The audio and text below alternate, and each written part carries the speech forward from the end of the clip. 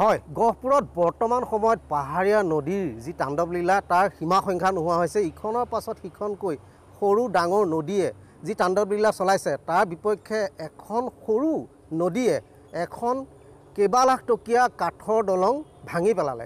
এই মুহূৰ্তত দেখুৱাইছোঁ সেই দলংখন ভিডিঅ' জানিছোঁ যদি দেখুৱাই আছোঁ।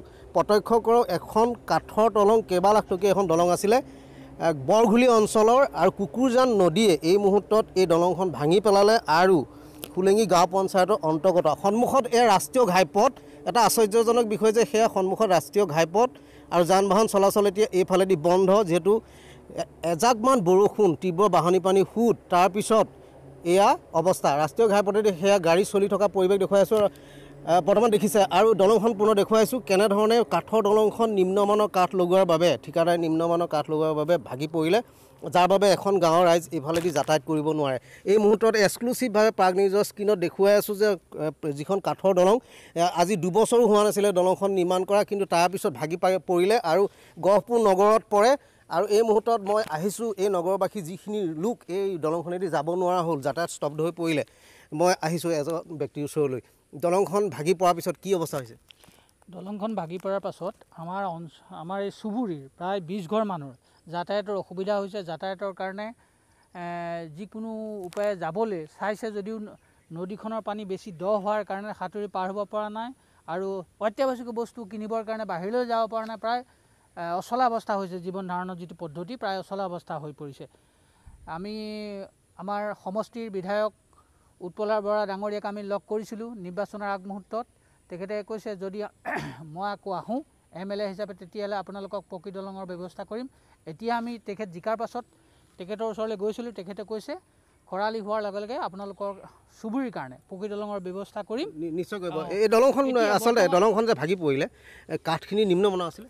কাঠখিনি দেখাত নিম্নমানৰ নাছিলে ঠিকাদাৰে কোৱা মতে। আমি কি কাঠ লগাইছে আমি চিনি নাপাওঁ। দেখাত আমি কাঠখিনি ভাল বুলি ভাবিছিলোঁ, কিন্তু এতিয়া বৰষুণৰ ফলতে গম পোৱা গৈছে কাঠখিনি অলপ নিম্নমানৰ যেন লাগে। যিহেতু তীব্ৰ বাঢ়নী পানী সোঁত বেছিকৈ বোৱাৰ কাৰণে তলৰ পোষ্টকেইটা ভাঙি পেলালে, খহি পৰিলে। কি হৈছে, বহুজাতিক যিটো কোম্পানী 4 লেনৰ যিটো ব্যৱস্থা কৰিছে, 4 লেনৰ ব্যৱস্থা কৰাৰ কাৰণে এই আমাৰ নদীখনত কেইবাটাও যান সংলগ্ন কৰাৰ ফলত নদীখনৰ সোঁতৰ পৰিমাণটো বাঢ়ি গৈছে, যাৰ ফলত নদীৰ বাঢ়নী পানীয়ে এই দলংখনৰ তলৰ খুঁটাকেইটা ভাঙি পেলোৱাৰ ফলত আমাৰ যাতায়াতৰ ব্যৱস্থা। আৰু এগৰাকী মহিলা আছে, হয়, কি ক'ব আপুনি? হয়, আমাৰ দলংখনৰ কাৰণে কিছু অসুবিধা হৈছে, কাৰণ আমাৰ এইখিনি বহুত চুবুৰী মানুহ আমাৰ অহা যোৱা বন্ধ হৈ গৈছে। সেইকাৰণে আমি ভাবোঁ আমাৰ উৎপল বৰা ডাঙৰীয়া ছাৰে অতি সোনকালে আমাক দলংখনৰ ব্যৱস্থা যাতে আমাক কৰি দিয়ে, সেয়েহে আমি উৎপল বৰা ডাঙৰীয়ালৈ আমি কঠোৰ হাতযোৰ কৰিছোঁ। আৰু যাতে কাঠখিনিতো আমি ভাবিছোঁ কাঠখিনি দিওঁতে আমি বহুত অলপ নিম্ন কাঠ বুলি ভাবিছিলোঁ, কিন্তু এতিয়া কাঠখিনি যিহেতুকে খহি জহি গৈছে, সেই খহি জহি যোৱাৰ কাৰণে সম্ভৱ পানী সোঁত বলাৰ কাৰণে কাঠখিনি ভাগি থাকিল। এই নগৰৰ সমীপত নগৰতে পৰে, কিন্তু সীমা নিৰ্ধাৰণ হৈ আছে। দেখুৱাবলৈ আহিছোঁ, আকৌ দেখুৱাবলৈ অনুৰোধ জনাইছোঁ। এই মুহূৰ্তত দেখুৱাইছোঁ, পুনৰ দলংখন আকৌ দেখুৱাম।